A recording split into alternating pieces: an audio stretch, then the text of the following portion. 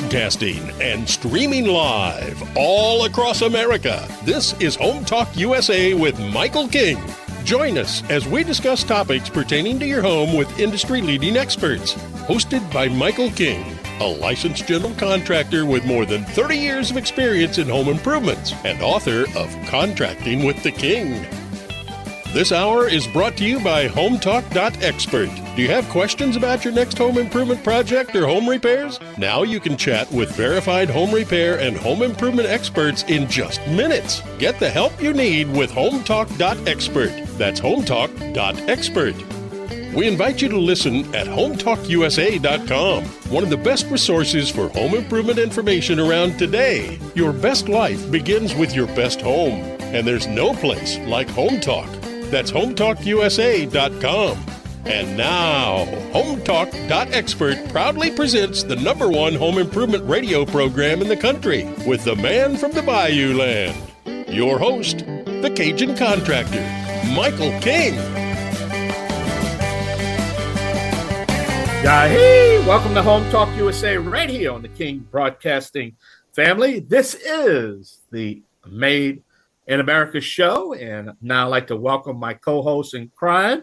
They call him the Made in America guy himself, Mr. Greg Owens. Mr. Greg, it's been a long time since I talked with you.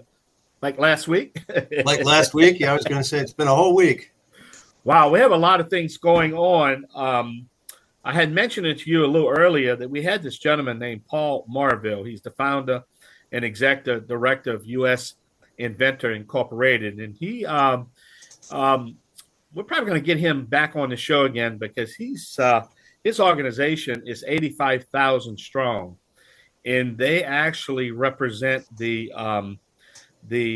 protection of U.S. patents, and we're going to talk to him. The reason why I bring this up is because it's all coming together basically, and I think the headline to all this is going to be that summit that we just announced that I'm going to be attending. We're going to be doing our show from there in Daytona Beach, and I think at the end of October. And I know you have a lot of information about that. So I'd like to welcome right now to the show my co-host. They call him the Mr. Greg Owens. But Greg, a lot going on right now.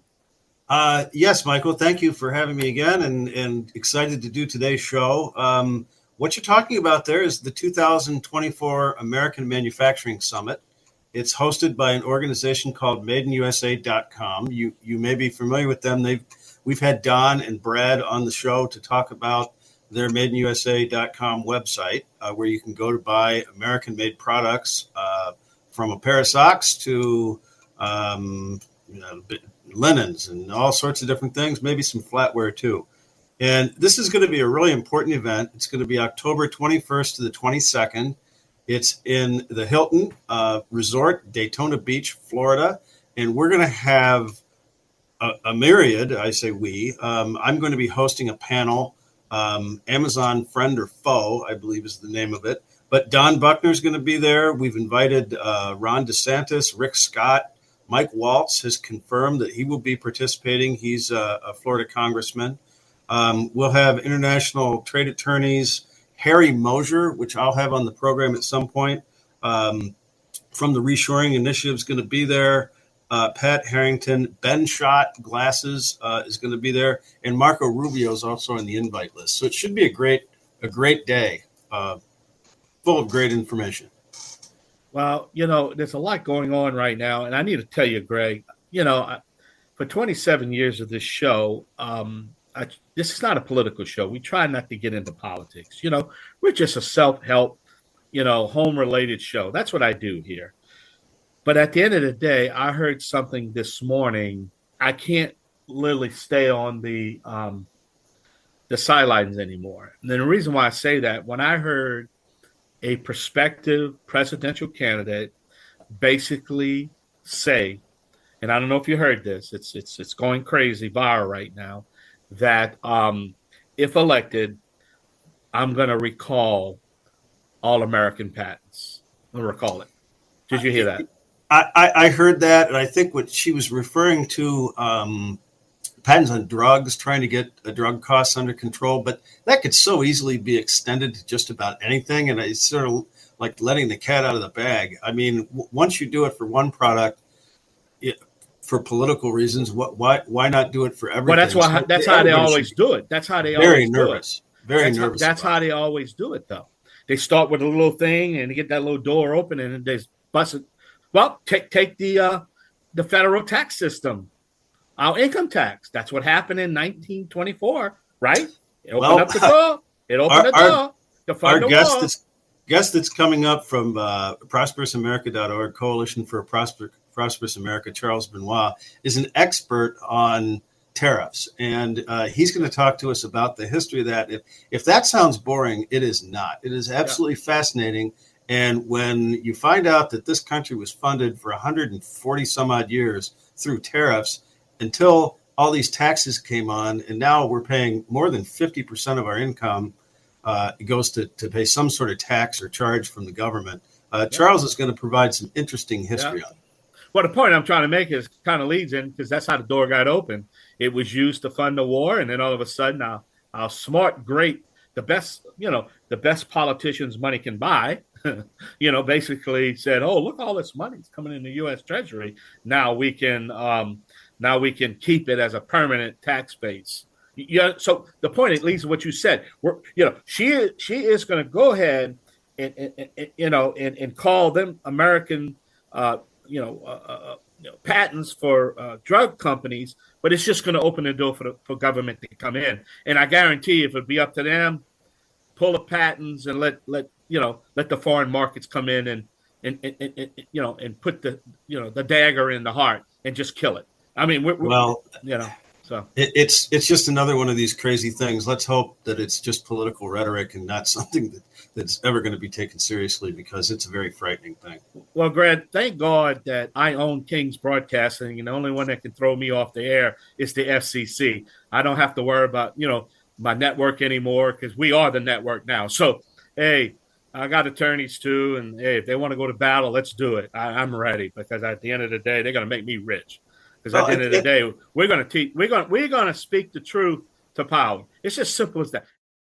Coming up on the next segment, I'm going to be here with Charles, and we're going to be talking about getting the truth about tariffs and not just the history, but the truth about it, because you hear so many conflicting things. Oh, it's inflationary, it's this, it's that, and it's the globalists and it's rhetoric, scare tactics that are trying to dissuade people from really understanding the truth. And that's what we want to get out there. Well, and look what happened. When this current administration came in, it threw out every policy from the old administration, but there's one policy they didn't throw away. They didn't get rid of the tariffs. They kept it. Well, why they kept it? They even added a little bit to them, and kudos for that. But because it works. Because it worked. There you go. Because it works. That's right. It works. Yeah. But a lot going on here. Well, tell us who our guest is going to be. You're going to have some other guests on?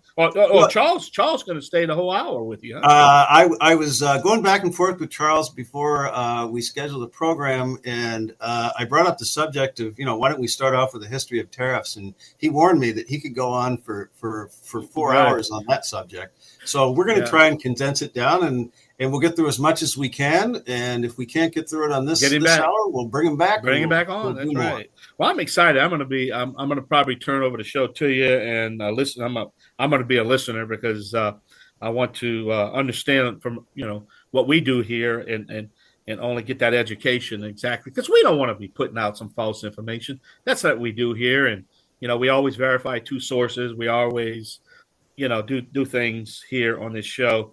It's because, look, we have progressive listeners. We have, conservative listeners. We have Democratic listeners. We have Republican listeners. We have people. Look, if they want to, if you own your house and you need some information on the home, politics has no boundary.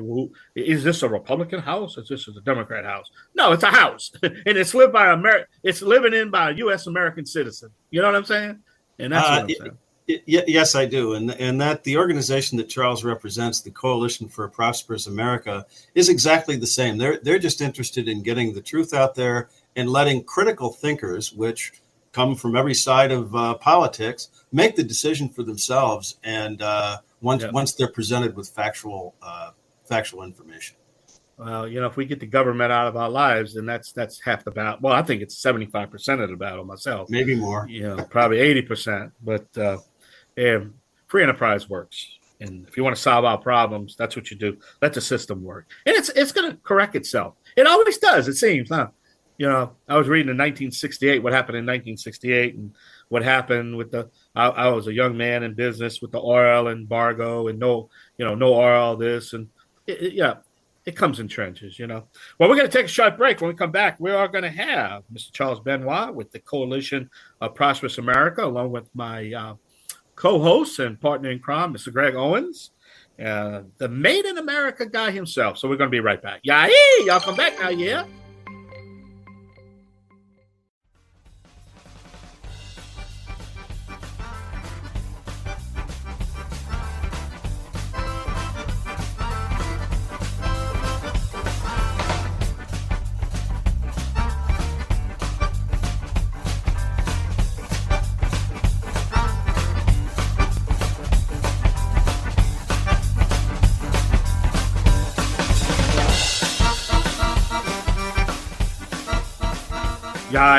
Welcome back to Home Talk USA right here on the King's Broadcasting Network. This is Made in America, and along with my co-host, the Made in America guy himself, Mr. Greg Owens. But don't forget, this segment is sponsored by Lion Energy. You can go anywhere with portable power, solar generators.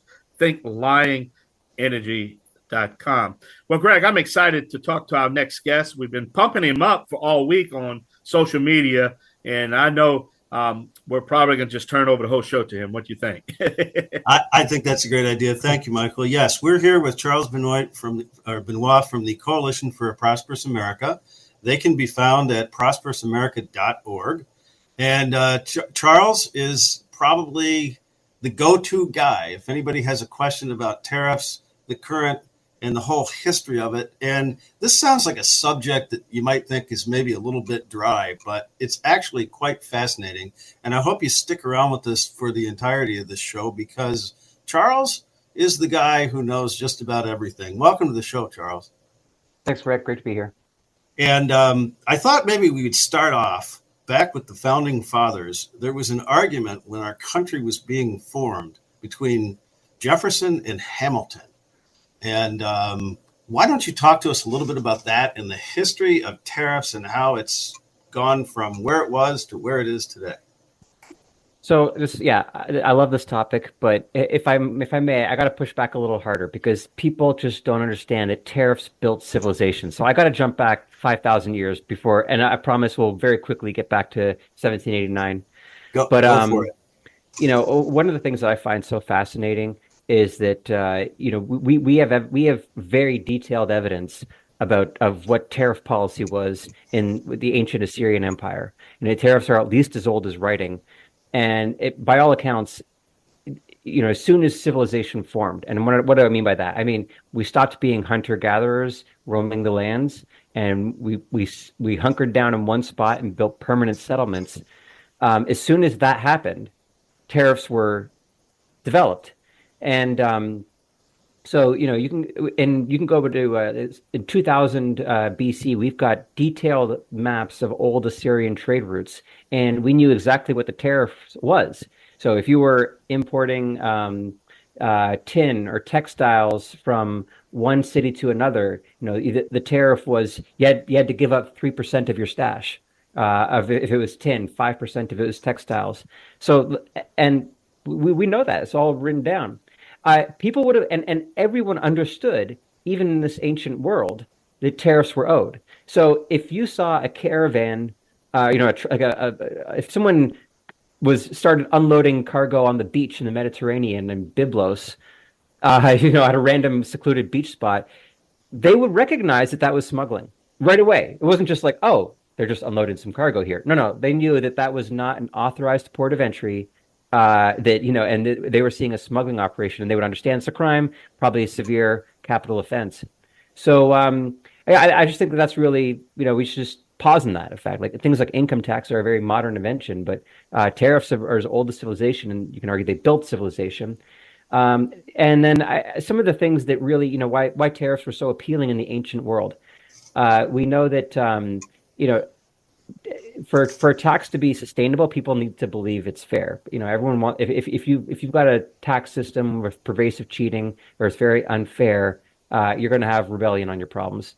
The Bible gets into this, and but tariffs are very fair. So how do you know what a tariff is?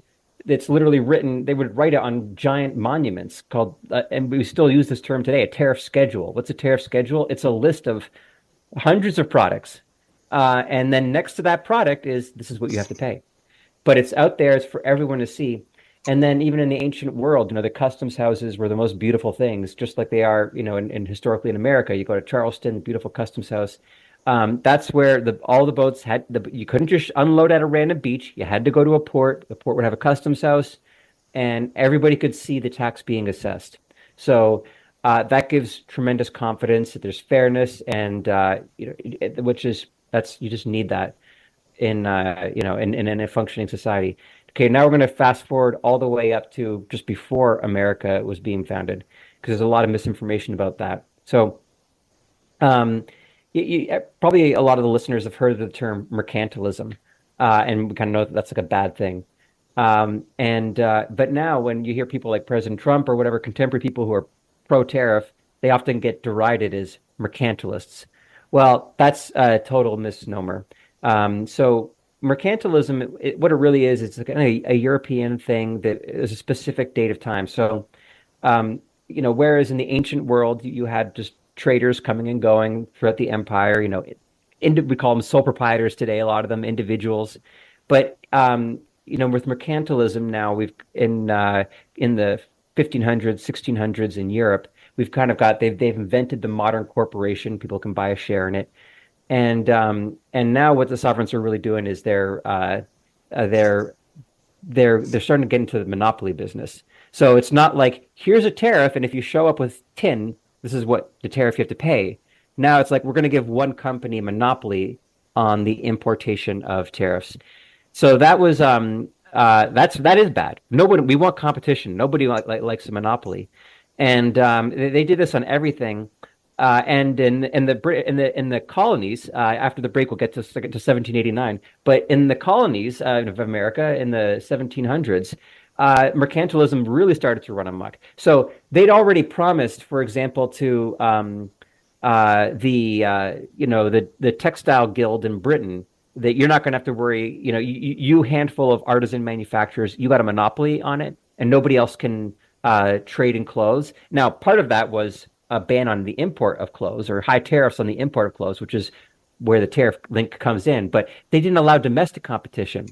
So, they passed. I mean, in the Woolen Act of 1699, this is something Britain passed for the colonists. It prohibited them from making and selling clothes. A colonist could make clothes for themselves.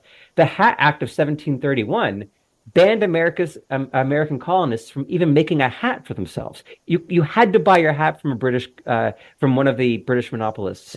So that's the background there. So they turned us into a colony, supplying them with raw materials, and they held all of the intellectual property on the manufacturing, and we had to buy our goods from them with all the value added for them. So that was kind of how it worked. We're going to have to take a quick break here. We'll be right back. I hope you stay with us. We're with Charles Benoit from the Coalition for Prosperous America, discussing the topic of tariffs.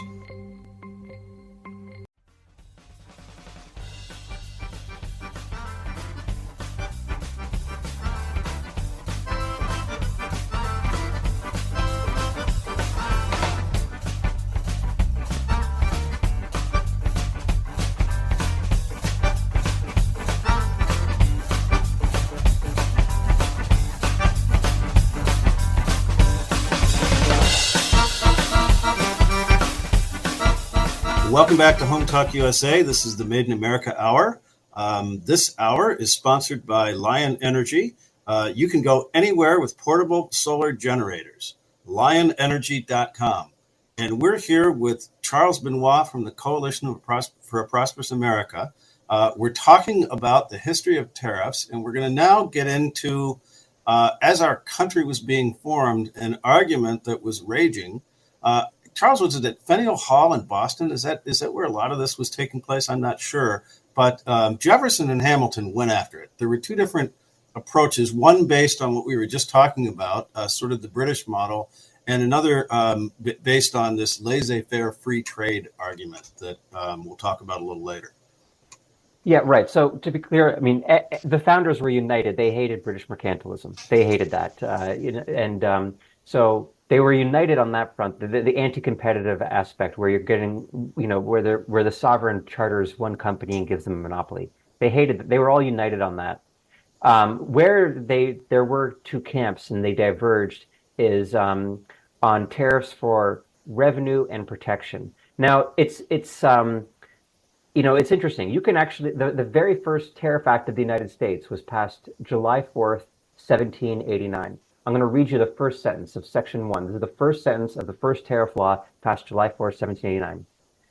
Whereas it is necessary for the support of government, for the discharge of the debts of the United States, and the encouragement and protection of manufacturers, that duties be laid on goods, wares, and merchandise imported. Okay, what do they say in that sentence? They said tariffs have two purposes: revenue and protection. Okay, so we need to fund our federal government, and we think this is the preferred tax. And there was all these discussions about why it was much more preferable than relying on excise taxes, which they did do as well on alcohol and a few other things. But so everybody was supported tariffs for revenue. That actually wasn't even controversial. This is how enthusiastic the founding fathers were. It was the degree of protection that should be necessary.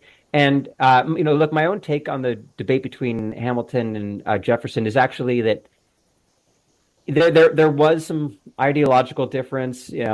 Thomas Jefferson famously less sympathetic originally to manufacturers. We're going to be an agrarian and trading nation, and we were still wholly reliant on trade with Europe at that point by their policies.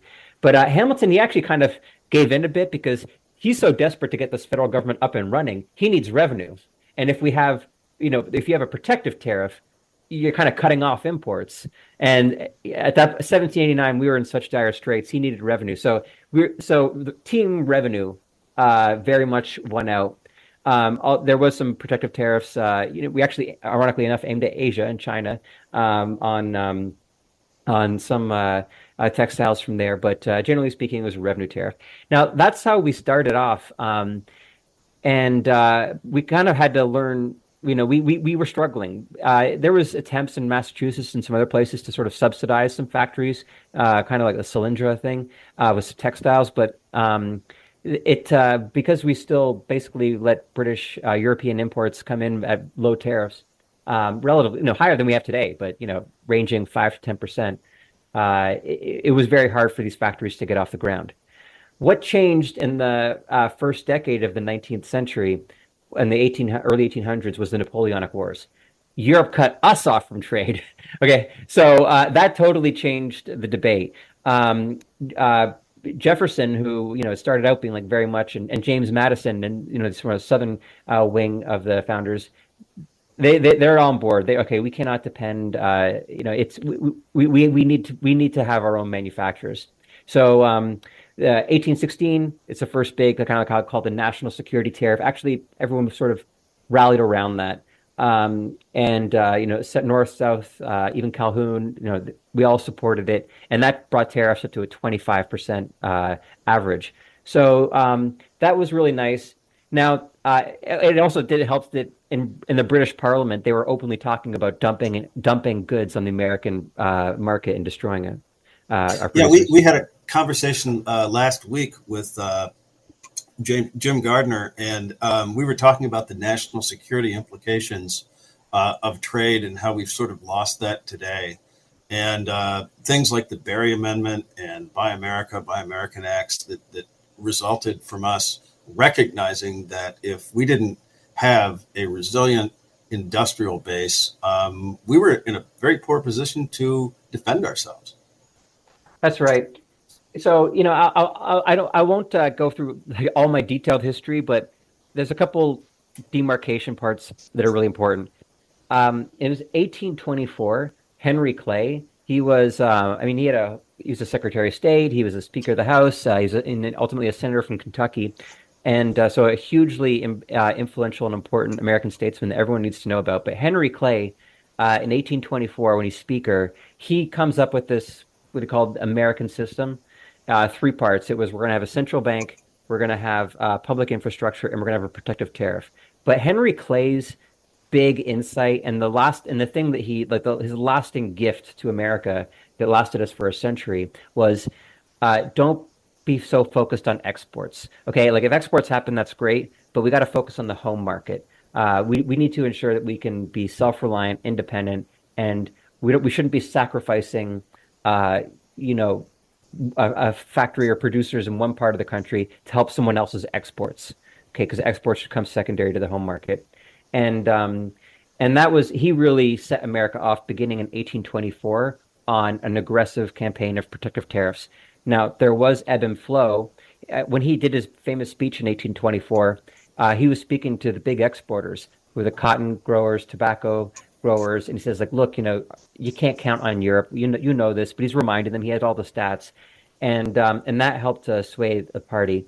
And so we did ultimately have tension, and tariffs were even a factor leading to the Civil War. People probably heard of the tariff of abominations, which was just the Tariff Act of 1828, but Calhoun really played that up and differences. So but then we have the Civil War, and that kind of ends it. The Republican Party, which was inherited the Whig philosophy that Henry Clay was part of, they set a protective tariff beginning in 1861 that it really lasts and well into the 20th century, and that's what built America. We minimized imports and we were self-reliant. If you could make a better widget, you were welcome to come over here and make it. We weren't mercantilists. We weren't about going with Congress handing over monopolies. So we made this huge, vast internal competitive market, free market competition, but we weren't going to let British or European merchants dump and put us underwater. So Democrats were still they would be the party a bit more of we should lower tariffs to make goods cheaper here, but overall, the protective Republican orthodoxy championed throughout the second half of the 19th century. So, yes, I mean, most people, when they think of the Civil War, think about it being fought over slavery. But this concept that down south, crops such as cotton were being grown and the industry was up in the north.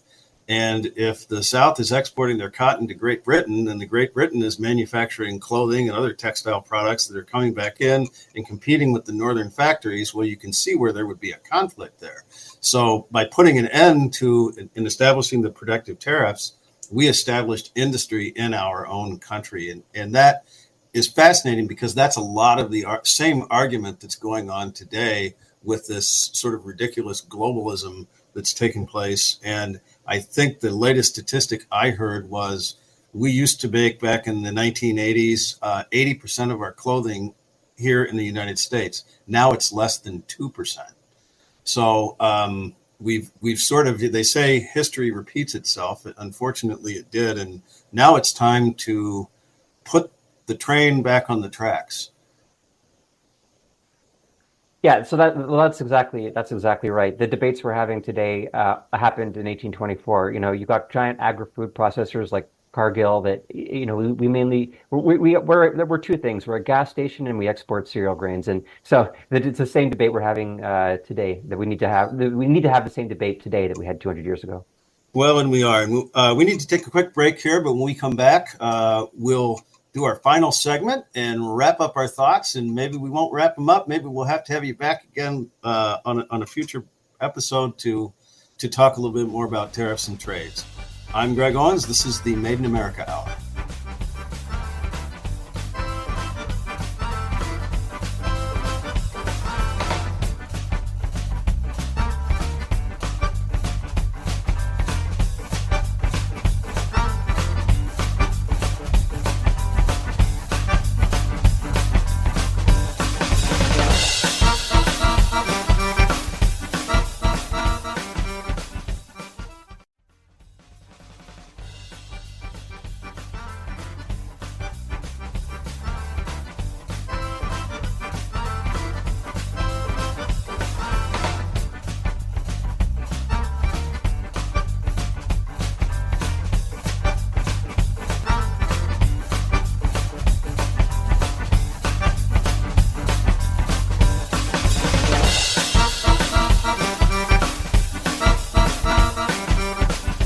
Welcome back, everyone, to Home Talk USA. This is the Made in America Hour. I'm Greg Owens, and this segment of the program is sponsored by Green Products. Protect your wood from future damage with copper green wood preservative. greenproductsco.net. We're here with Charles Benoit from the Coalition for a Prosperous America, and we're going to wrap up this hour with a conversation about where we're at today as we wind down this crazy era of globalism, and we develop and correct some of the mistakes that have been made. Charles, welcome back. Thanks, Greg. Yeah. So, where things really, just to round the circle, we in the 19th century, we had this protective tariff. We became the world's factory around 1900. And then you could almost maybe say we were a victim of our own success. In World War I, we started to rack up IOUs all over the world, right? Our manufacturers were making the best. Everybody wants to buy our stuff. And so we started to rack up IOUs, not our banks, but also our biggest multinationals. And we were a net creditor nation. People owed us money. This was not good. One underappreciated aspect is banks in particular start to get really concerned because there's not enough dollars floating around in the other countries. So how are we going to get all of our invoices paid? These foreigners really don't even have dollars to pay us back. And so imports were actually encouraged because that would send dollars overseas so that the lenders could get repaid. This started to happen in the 1920s. And then, World War II, just forget about it. And that helped justify at the end of World War. Well, first in 1934, FDR, Secretary of State Cordell Hull, he wiped out our tariffs. He did 30 FTAs, but they weren't really. He'd do a deal with one country, but back then he wouldn't cut the tariff just for the other country. He cut it for the whole planet. So we did a free trade agreement with Mexico on, this is an example, in 1943. He cut the tariff to shrimp to 0%. We've been at 0% ever since, but he did it for the whole world. So now all of our shrimp comes from Asia. Then 1947, you got the globalist creation of the GATT, and all of that stuff is just we're done. So now we're just we begin the long slide into our current state.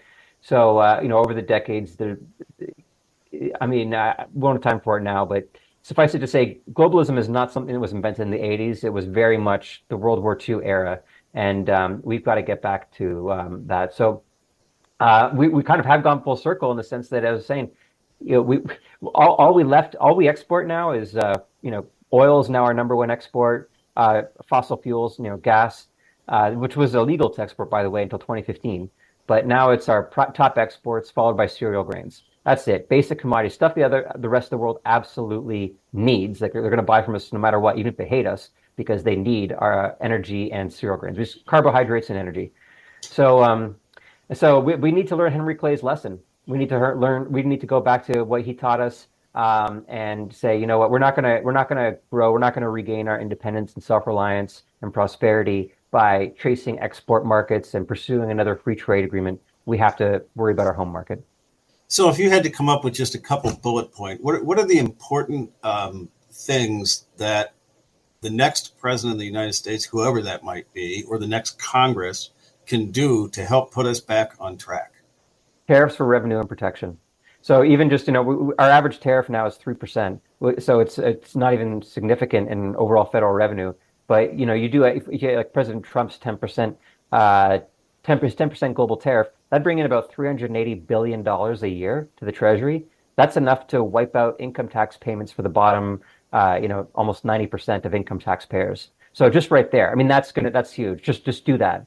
Well, that's one of the things that you read in the paper that's being promoted by some of the multinationals and the globalists is that, oh my goodness, if we bring back tariffs, it's a tax on the American people.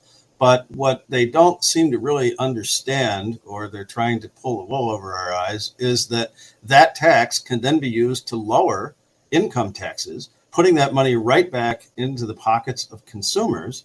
And you create a situation where now American manufacturing can come back, employing people in better jobs. It's not welcome to Walmart. Here's your cart for minimum wage and no benefits. It's a manufacturing job that could be anything from a $20 to $30 an hour line job to engineers and all of the plumbers and the electricians and the trades, the cost accountants. And it is not a tax on the American people. It's just a redistribution of how we think about taxes and gain back our industrial base. Yeah, I mean, I can't stand the line that tariffs are regressive. And anything tariffs raise wages. They're more often than not typically, they come out of a foreign vendors margin. We saw that in 2018 when Trump did 50 billion, we're now 50 billion in new revenue from China tariffs, and it was the vendors in China who just took that out of their margin. China paid that tariff. So it's almost free revenue for the government. Other countries depreciate the currency. Again, free revenue for the federal government. And you have to compare this to income tax. Okay, I mean income tax is so insane when you think about it. How much the huge compliance burden you're putting on every American. Tell us all the money you make. Tell us how you spent all the money. So we can decide what was revenue and what was income.